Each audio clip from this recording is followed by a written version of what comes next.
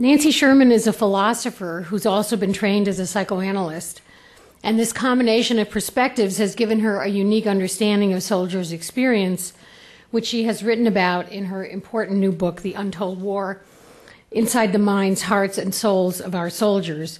It's, again, a very fortunate coincidence that Nancy was a public policy scholar here a few years ago while she was working on this book, and she came to me with the idea of having a book launch, and I said, well, let's combine it with this. We were already planning the conference, so it turned out to be a very happy coincidence. Nancy is a professor of philosophy at Georgetown University. She received her BA from Bryn Mawr College and her PhD from Harvard, and she trained at the Washington Psychoanalytic Institute. From 1997 to 1999, she served as the first distinguished chair in ethics at the U.S. Naval Academy, designing the brigade-wide required military ethics course, as well as laying the groundwork for a center for the study of ethics there. Since 1995, she's consulted with the U.S. Armed Forces on issues of ethics, resilience, and post-traumatic stress, lecturing at the Uniformed Services University, Walter Reed, Army Hospital, the National Defense University, and many other military academies, bases, and veterans groups throughout the United States, as well as abroad. In October 2005, Professor Sherman visited Guantanamo Bay Detention Center as part of an independent observer team assessing the medical and mental health of detainees. She believes that we have a national duty to understand the soldiers' healthy struggle to remain alive to civilian sensibilities without losing the steel and resilience essential to military service, and to facilitate healing of the psychic rifts war can cause. This, I think, captures the essential paradox that lies at the center of military service and what it means to society. And it seems to me that next to the soldiers themselves, it is military families who have the keenest sense of what this means for soldiers. So we're very fortunate to have Nancy with us today to explain more of what she discovered in writing this, what she calls a philosophical ethnography of soldiers' inner war. Please welcome Nancy Sherman.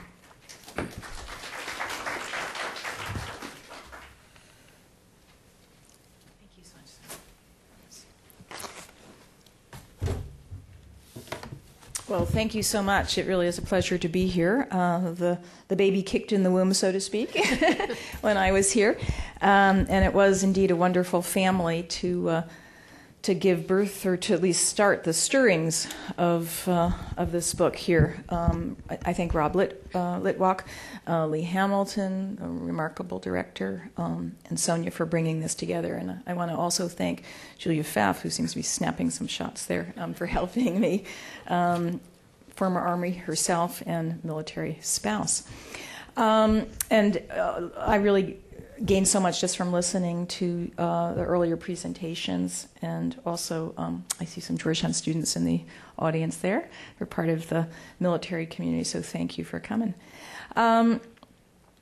I just want to share with you background about why I wrote this book. Hegel said the ala Minerva flies at dusk. The reason why I wrote it probably came belatedly to me, but I think it still was motivating unconsciously.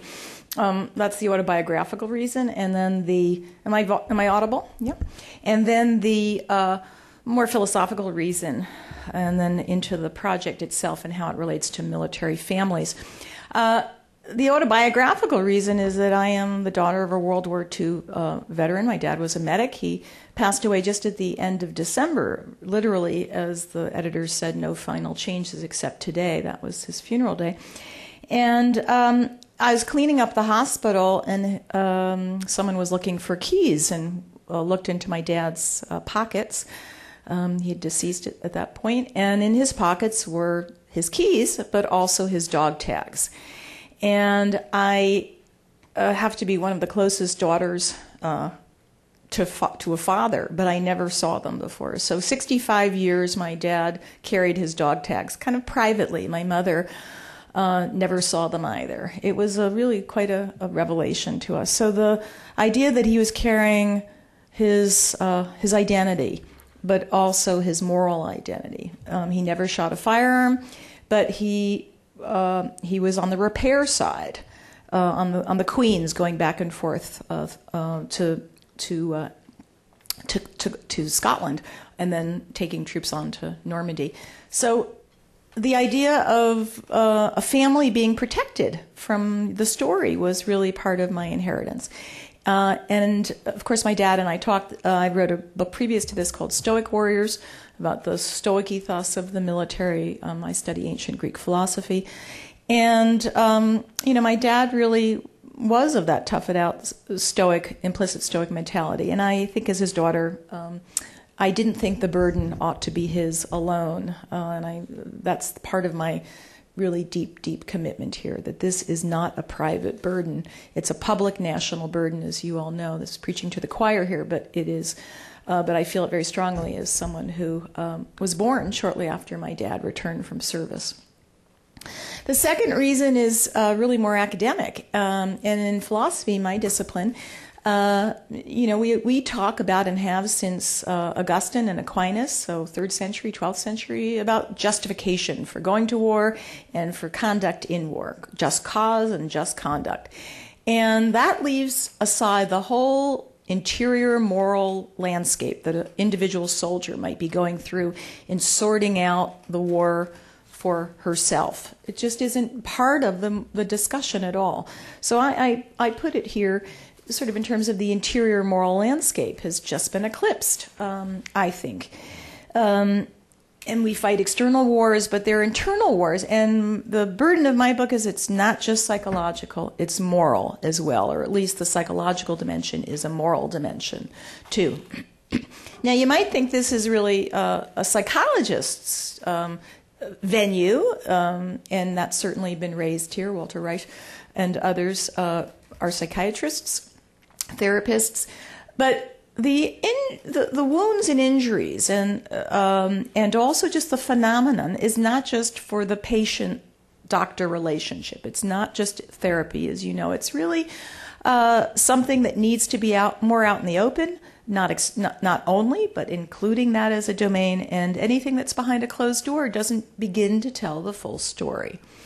So psychological injury is moral injury, psychological anguish is moral anguish, but in addition, there are these ubiquitous feelings of war, guilt and shame. I'll talk a little bit about moral anxiety, but also mixed with pride, mixed with ebullience, mixed with strength and resilience, and a sense of glory and hepped up, adrenalized kinds of feelings that come to the best soldier when. So I'd say some of these bad feelings of shame and guilt are there for the best soldiers when they do the best and most honorable deeds. They are not just feelings that come with war atrocity or war crime. And in addition, the feelings really are not adequately characterized as part of pathology. They're, as you mentioned, they're humanizing. They are not necessarily part of acute or chronic syndromes. They're what you want a good soldier to feel, to be connected to their full self. Are they painful? Yes. Ought they to be relieved? Yes. Ought they to be continued to be felt? Yes. As a way of connecting with the full humanity of soldiering. So that's really the moral burden that I heard in philosophical ethnography. It kind of came to me while sitting here and talking to my colleagues, some of whom are anthropologists. But the substance of the book really is a narrative. It's not my story, it's soldiers' stories. About 40 of them that I came to interview at length. Maybe 30 or so from the current conflicts in Iraq and Afghanistan, but some from Bosnia, some from Korea, some from Vietnam, and some from World War II, like my dad. And most people wanted to talk, including some individuals here that I met here on the staff here, and also at Georgetown, but also in going to Walter Reed and in talking to individuals around the country. And the book kind of gives you an arc of going to war, being at war, and coming home. And the coming home is part of what I'll dwell on in a moment. But first, let me just give you a little bit of a sense what I mean by moral emotions. So there's the emotions of having to almost compartmentalize, but not really, your civilian self as you put on a uniform. There are the emotions of Bob Stack I mentioned of feeling tainted by Vietnam. It wasn't shame, it was taint, that every pore had been dirtied, in a sense, by something he didn't really believe in, but yet fought as honorably as he could. Another soldier spoke about being suckered, about not believing in the cause, but never, ever, ever giving up the comrade. That difficult conflict. Another spoke about being disillusioned. And it's not just a current problem. Arthur Miller had written early on, if we can't explain and justify this war, that's World War II, we're going to bring home a generation of injured and soldiers whose minds are destroyed. So it's an ongoing concern. The elephant in the room when I talked to people was guilt. And it was all different varieties. And as a philosopher who likes to conceptualize things, I felt, as I was listening, and also with a kind of psychoanalytic ear, that I wanted to understand those different feelings of guilt. Some of them were in war, and some were coming home. And I should mention, by going to war, there was the revenge and exultancy feelings, the payback that people would talk about, and then the immediate shame for feeling revenge. But also there were certain feelings of guilt or moral queasiness about interrogating in the right way, with no torture, but just exploiting intimacy. There were feelings of the stoic feeling, but the limits of the stoic feelings of being interrogated. I interviewed Jim Stockdale at length, who was a stoic believer and almost memorized Epictetus, a stoic philosopher. And in coming home, there are these feelings of, how do I really return with missing body parts? If I'm not missing body parts, I ought to be. The guilt of luck. And there were also the feelings of, how do I let down the stoic armor? How do I give up sucking it up when it's worked for so long? And of course, the family's trying to come to a new level. And I have to say, one overarching piece is a colleague of mine did commit suicide, the highest ranking officer to commit suicide early on in the war, and that was Ted Westhuesing, Army colonel, in a very complicated situation, dealing with contractors. But he worked on ancient virtue. He was a philosopher of Greek philosophy, as well as a professor of military studies at West Point, and a PhD from Emory. So lurking in the background were these thoughts. So let me turn a little bit to guilt and how it comes into the family, as well as goes out of the family, you might say. So as I was listening, I heard about different kinds of guilt. One I called luck guilt.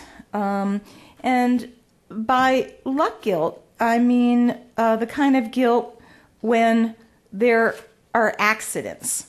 Folks talked earlier to me about accidents where there's through no fault of your own, no culpability, something horrific happens on your watch. And you might say, well, irrational to feel guilt, because in the case of someone that I spoke to, he was exculpated, but he felt it.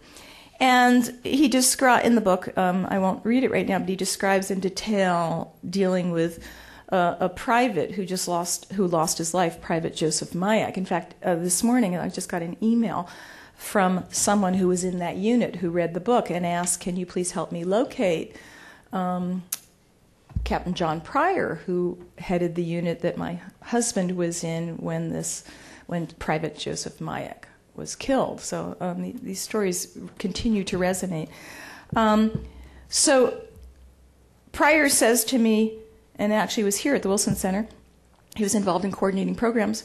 He said, "I'm the one who played." Let me just explain what happened. A Bradley fighting vehicle misfires. A Marine battery is used instead of an Army battery. The Marine battery has the same voltage but different amperage, and it causes the gun and the turret to go off. In front of the Bradley fighting vehicle is a security detail, and Private Mayak is amongst them, and he's killed. Initially, the blast essentially goes through his face, and they can't save him. And Pryor says to me, I'm the one who placed the vehicles. I'm the one who set the security. As with most accidents, I'm not in jail right now. I wasn't egregiously responsible.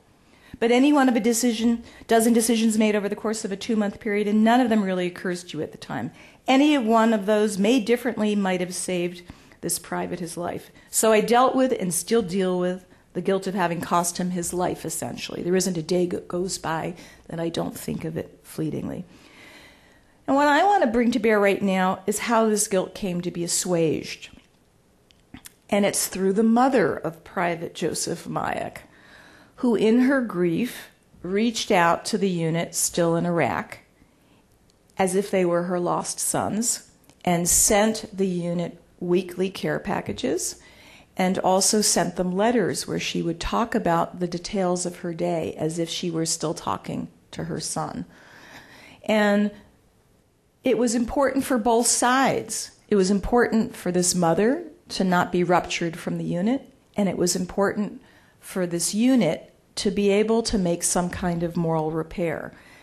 Because even though it was a flukish accident, the guilt was still overwhelmingly there. And so part of what I think about as a philosopher, but also someone who thinks about the hurt, is it's irrational, subjective in a sense, but it still is important as a kind of humanizing feeling, but nonetheless has to be relieved in certain important ways.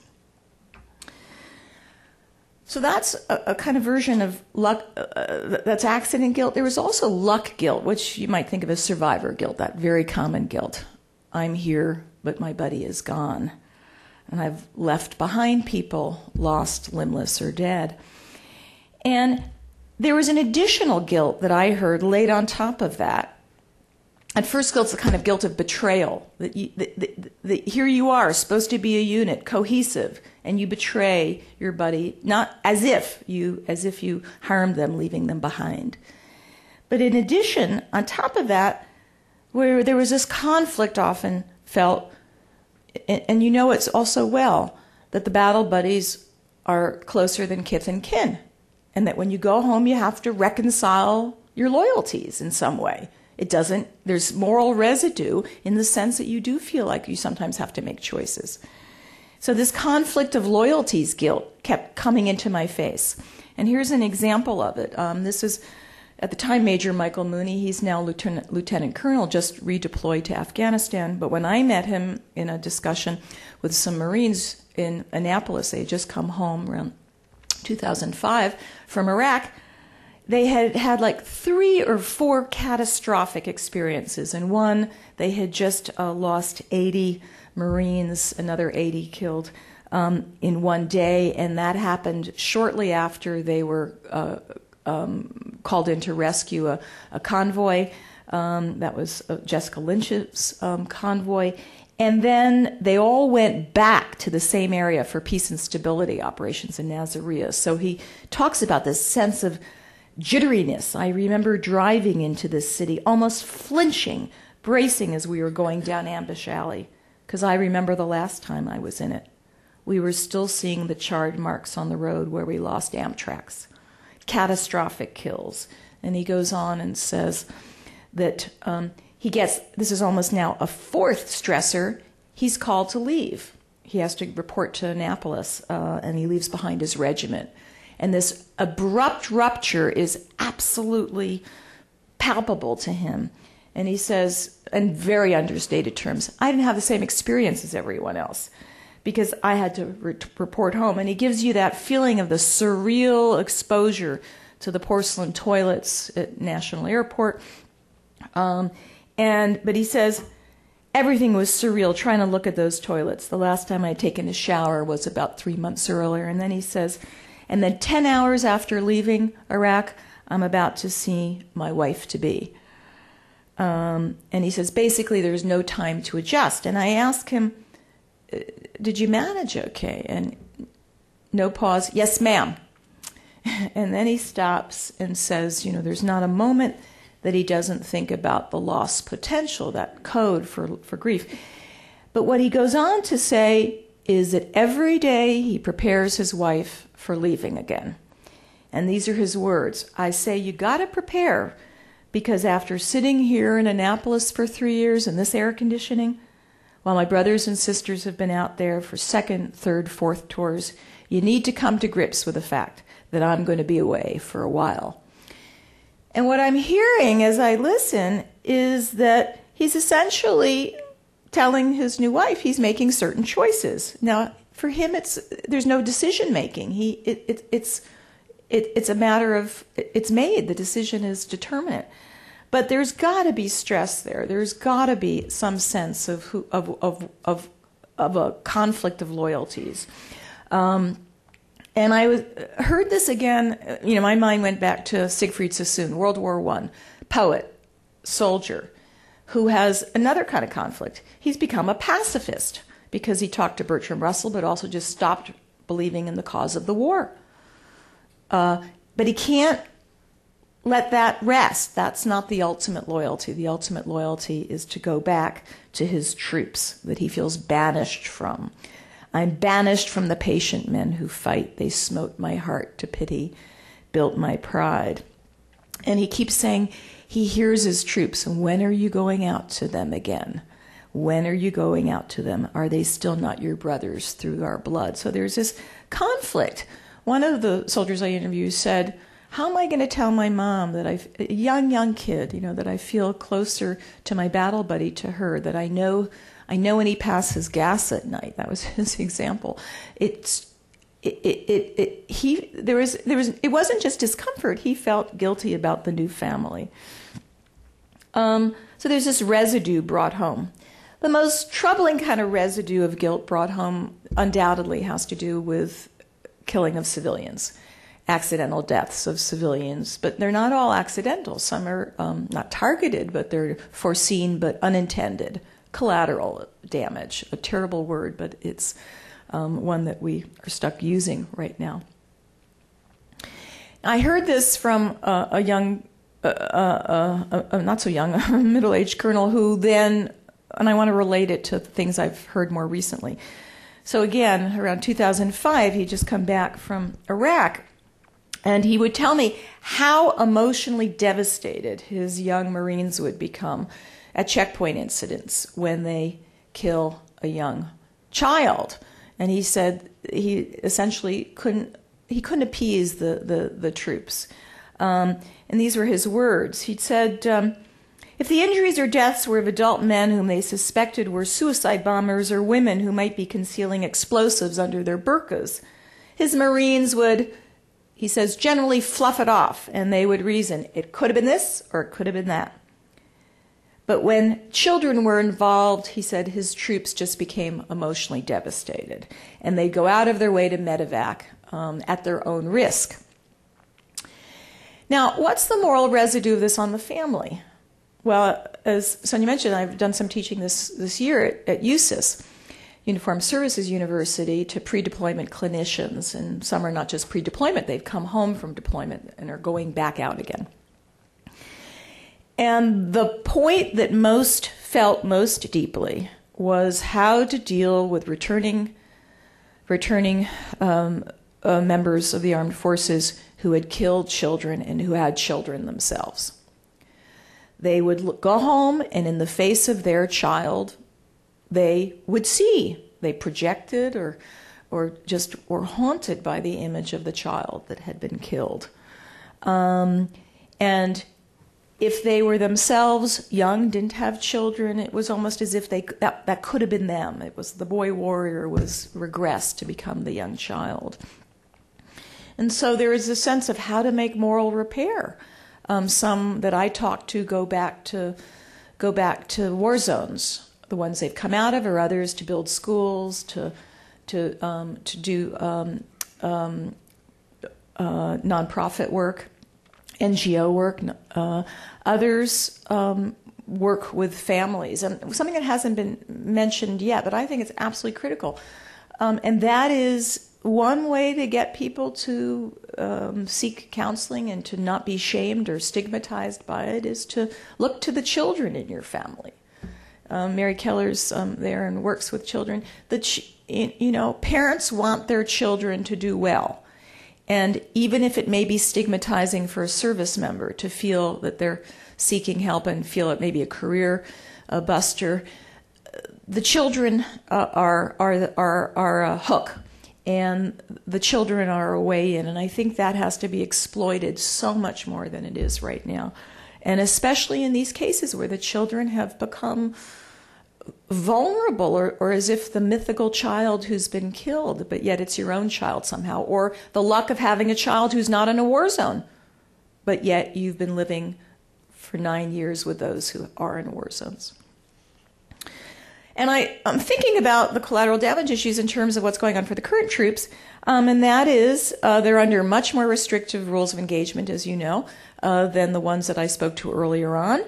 And the idea here is not just, I think, that you're trying to win the hearts and minds of the local population. It's you're trying to preserve the hearts and minds of your own troops because of the devastation that's easily wrought from civilian casualties. Not that any of the rules of engagement, as restrictive as they are foolproof. But again, we're talking about troops, and you know this all too well, who are not just warriors. They're fighters, and they're also policemen, but they're moral legislators. They're trying to make it happen for young children who are at risk. And when they come home to their families, they bring that sense. Have they created civic order in a box? Have they been able to make it happen for a younger generation? And when those injuries are too hard to talk about, they just fester in the family. I want to move on to a different feeling, and two stories I want to close with. One has to do with another moral emotion so powerfully felt by service members, and that's a sense of shame. But then I want to close on a very positive note of a sense of empathy that I saw at work in a remarkable family attachment bond. So the first is a sense of shame. And I can't stress this enough. If you're a philosopher, you think guilt is what you feel for hurting others. Shame is what you feel when you fall short of your own standards. Somehow you just don't live up to your ideals in your mind. But you also feel shame when you're shamed from outside, when people shame you. And a lot of military men and women that I talked to in the early days of being at Walter Reed, where people were there for 2 years in medical holding companies, did feel shamed. They did feel bullied. And they did have difficult experiences. And I can't speak well to the warrior transition brigades at various places you hear are much more attuned to what is actually going on. But I certainly hope the incidents that I heard about are not being repeated rampantly. And one person that I got to know really well for past 5 years is Tony DiStefano. He's a major. He was promoted to lieutenant colonel, but didn't get pinned because of all sorts of difficulties in his retirement. And he showed up at Walter Reed essentially for physical injuries, respiratory problems, sleep apnea, bad back, but started manifesting pretty severe PTSD, but had a hard time getting it diagnosed, and was told that if he didn't get a second independent diagnosis that said that he did have PTSD, he'd be charged with malingering. So there was this really dishonoring sense, a shaming sense that he went through. And to hear him speak, it really was so palpable and so disabling simply to hear it. I followed him for a very long time, for about 5 years, and I went to his home. When he finally got discharged, I met his family. And the family was having a lot of difficulty. 15-year-old and a 13-year-old, 2 girls that had each other, which was amazing. But I want to just give you a sense of how hard that myth of being stoic is to let go of. His daughters essentially said, who were having a very hard time, wouldn't talk to anyone else in school about the issue, very isolated. Their mom is Thai and has a sense of Buddhism where you should be able to hold it all together. And so this family, what normal would be for the family would be hard to understand. And so this young woman, Toni Michel, the daughter, 15-year-old, says, "I'm not ashamed of my dad." And she sort of puffs him up and she says, "He's the greatest thing to walk on this planet. This is a man who's had about 3 or 4 suicide attempts and has been very worried from the get-go about how would he pay for the house, how would he pay for tuition for his children, and where would the insurance come for his family. I don't want people to see his weak side, she kept saying. And at the same moment, the father's telling me, Tony is saying, I'm tired of being stoic. I've been sucking it up and trucking on for 23 years. I need to let go. So there's this battle in the family of the invincible dad who's still got to be the warrior and the dad who's ready to let go. And the family doesn't quite know how to make it happy. And Tony, you feel the burden. It's also a burden about being a guy in this case. He says, how do you think I feel? He's Italian, working class Italian. Everett was in a rock band as a kid. His father almost bought him conscientious objection during Vietnam. Veteran gave him a CO, and his buddy said, "You're not a CO, you're a COWARD." He wore that almost as a scarlet letter. Not surprising, he enlists post 9/11. And he says, "How do you think I feel as the man of the house when my kids and my wife don't have health insurance, and I do with the VA?" And then he says, "It's my role, it's my duty as the man of the house to have the roof over their heads, to get sure the girls go into college, and to please my wife. I feel like I'm not meeting those goals." The shame was just so palpable, so vivid, and sort of almost a sense of emasculation. They're doing better. The glue in this family is a guitar, a rock guitar. This guy played seriously, recorded albums, and so being able to bring his children together with with the guitar has been critically important. My last example, and again, an amazing story of a mother who is such an advocate. We can all really be inspired by her, and I surely was. Is about empathy, really, and about the remarkable cement that it is. So I went to visit a family outside of Columbia, Maryland, and Jason Earhart was just 2 weeks shy of 20. He was about the age of my son at the time I met him. My son Jonathan had the very good fortune of working with Sharon many years ago as an intern in the media office here. And he was in a Humvee accident in Iraq, and he was essentially propelled out of the Humvee 20 feet out. And he had horrific injuries, severe burns, amputation on the left ankle, and not surprisingly, traumatic brain injury, acute. And his mother and his stepdad were remarkable nurturers and providers. And I want to just give you a flavor of the kind of conversation that goes on in this family, because I came away so buoyed, but also knowing that this is a very gifted family. It takes a gifted family. So Jason's propped up in a big reclining chair. He can't move. In a rehabbed basement that is top of the line, outfitted for his handicaps. And he has this boyish, puckish face. And he's got clearly a very soft spot for his mom. Her name is Pam Estes. And Jason's always been a mama's boy, says Pam. And she says, "Can't you tell?" And Jason grins broadly. And the traumatic brain injury has been the hardest of the injuries. The tissue has somewhat healed from the burns. The amputations are being worked on, but the surprises routinely of the TBI are really hard.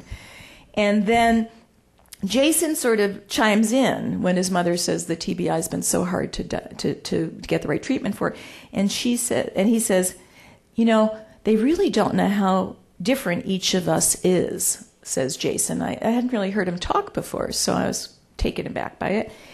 And then his mother whispers a little bit to me, "I sometimes compare him with kids that have autism."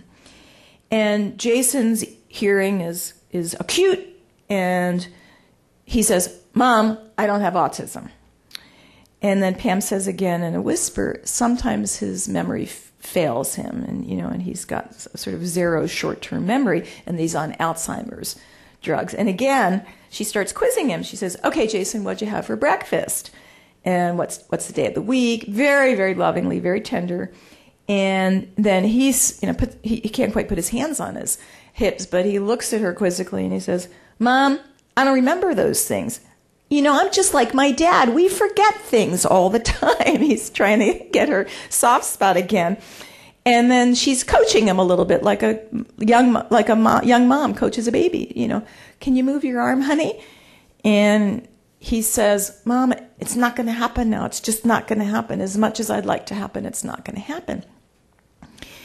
And they have this little tug, but it's all lovingly. And she's in charge. She changes his wounds and bathes him 5 hours in the morning and 2 hours at night in the beginning.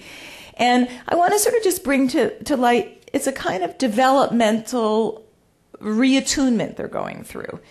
There was an old term used by John Bowlby. He was a World War II psychiatrist in the field and then came home to be the leader in child attachment psychology. And he called it a secure base.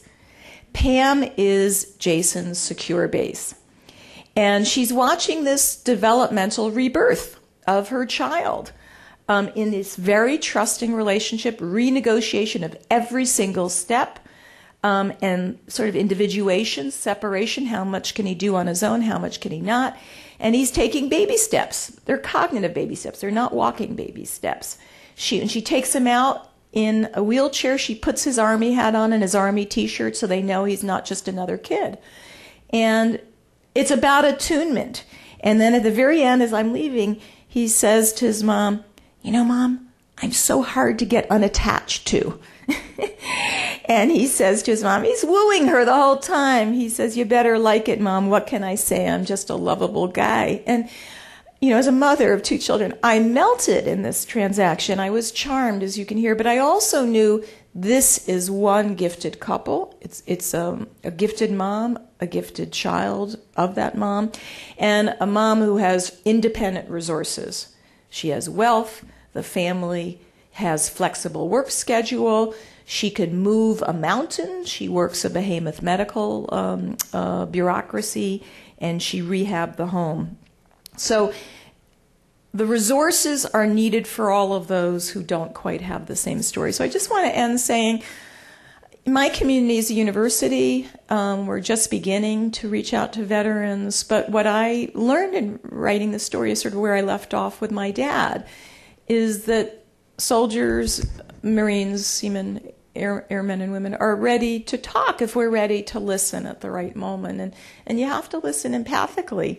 And the moral burden has to be shared and has to be shared in ways that we make those who serve for us understand that we're willing not just to show public respect, but deep, concrete, private respect as well. Thank you.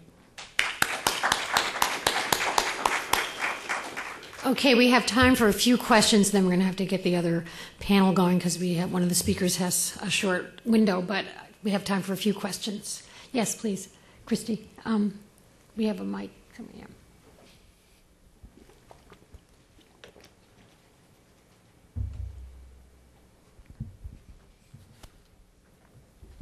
Nancy, I just think your book is terrific. I actually read it about 2 weeks ago, and as a family member, I really appreciate the kind of holistic approach because obviously it's again with a sister with TBI particularly, it's a family thing.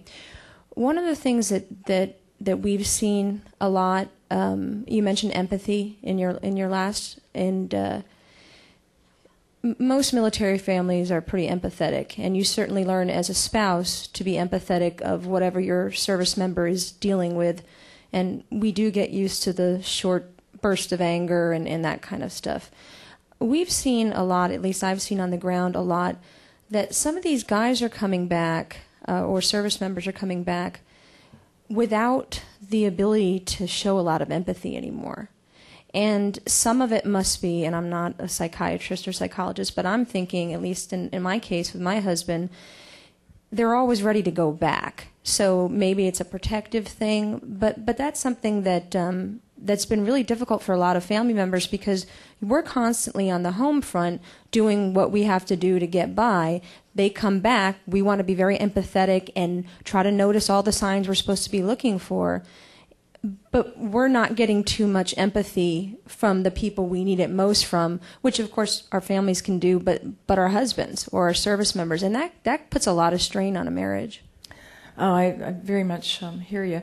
Some of it's protective, and the redeployments have been real, as you know all too well, and with very short time to actually work through the issues. A month home or so before you're retraining for the next deployment isn't time to process.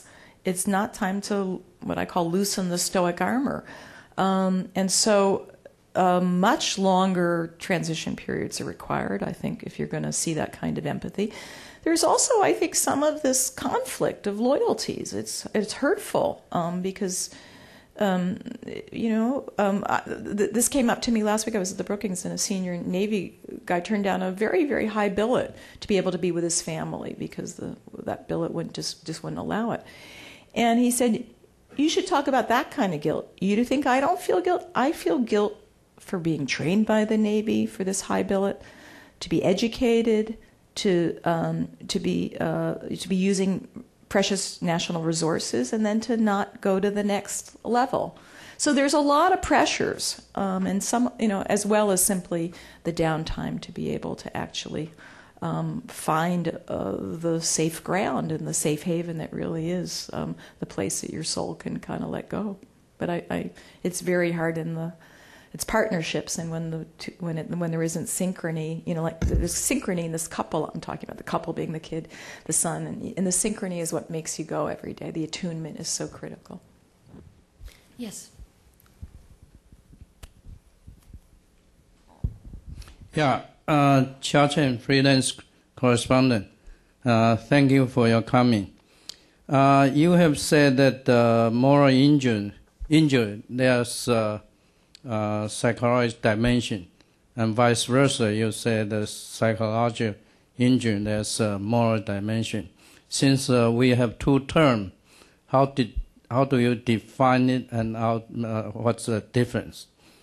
And as to how to rehabilitate how do you rehabilitate guilt and the shame?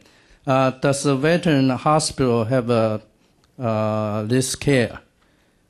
Since this book is written on the asymmetric war, suppose a book is written on the traditional war, would be different from this one, and what are they? Thank you.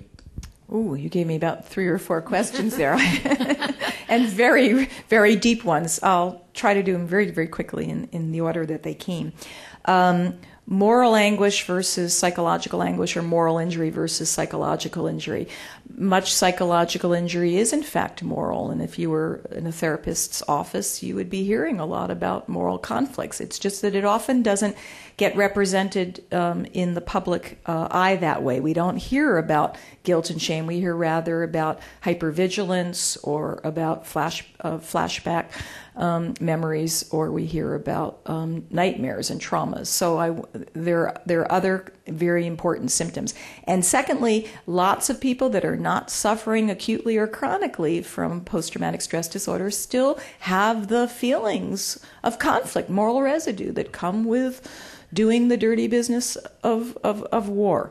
On the subject of repairing complex, and I can't begin right now to really address the policy issues in the various institutions, but it's very important, and so we talked a little bit about this earlier today. Asymmetrical warfare and counterinsurgency versus traditional warfare, well, it puts extra strains on their troops. There's no doubt about it. Grumbling, from the ground troops, reasonably so, that they feel like their hands are tied behind their back, one arm tied behind your back as you fight, creates another kind of issue. All war, I think, is about putting the preponderance of risk on the troops and not on the civilians.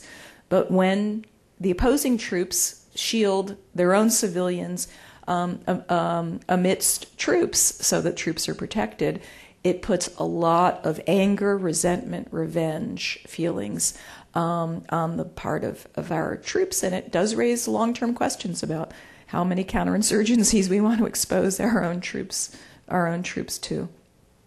Okay, we're going to have to end now, but I'm sure that many questions that you might have will be answered in Nancy's book, and hope that you got a copy. I'm not sure if the bookseller's still there. Thank you so much for being with us. My pleasure. Thank you very, very much.